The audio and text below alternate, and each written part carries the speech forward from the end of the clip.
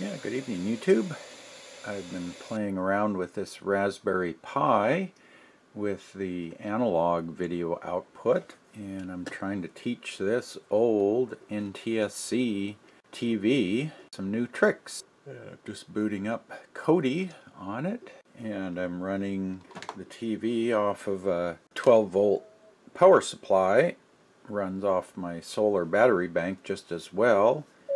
And you can see there the Raspberry Pi is pulling about 230 milliamps, a little under 5 volts out of the USB port. And I'm running wireless.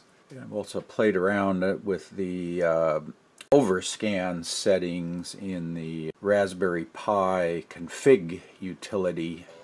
Just show you the video here. So this is all under the composite video. Left it on NTSC, that's the default.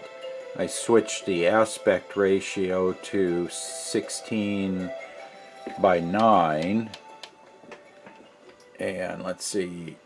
Then this is where it gets a little tricky.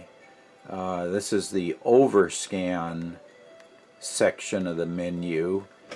The menu item says disable, but the variable is actually disable overscan, and that's selected by default. So you have to unselect that, and then you have to select the next one, which is overscan scale, and then you can change the vertical and the horizontal overscan. And you can see I had to go 4 pixels left and right, and then I did 24 on top and about 16 on the bottom.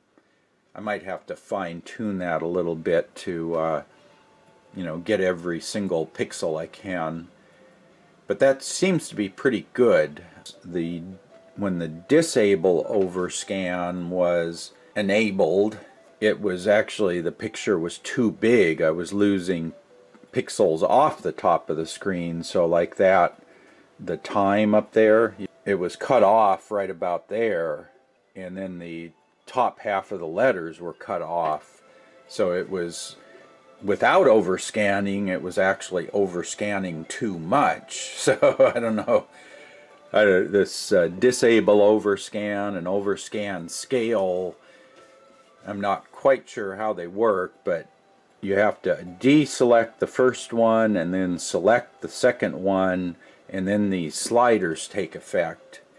And then it's just a little time consuming, because every time you change one of those, you hit OK, and then it reboots the system. So you have to wait for everything to come back up and stabilize, and then you can check, start up a video and see if it fills the screen or not, and then go back. So it took maybe 20 tries to kind of dial that in. I did the left and right first, and then I started inching the top and the bottom until it just hit the very top of the bezel on the screen. So yeah, you have to dial that in, since you're working with a kind of a limited real estate there.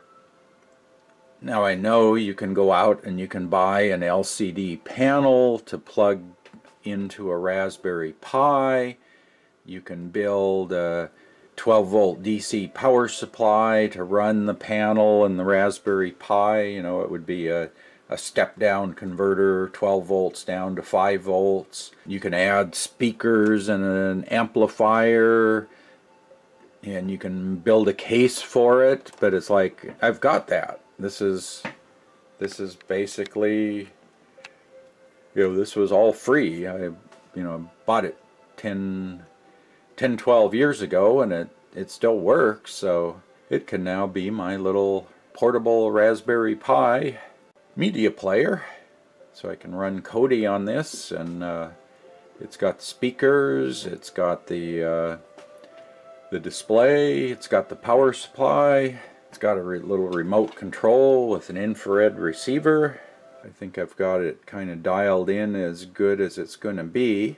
Yeah, breathe a little life into an old NTSC liquid crystal television.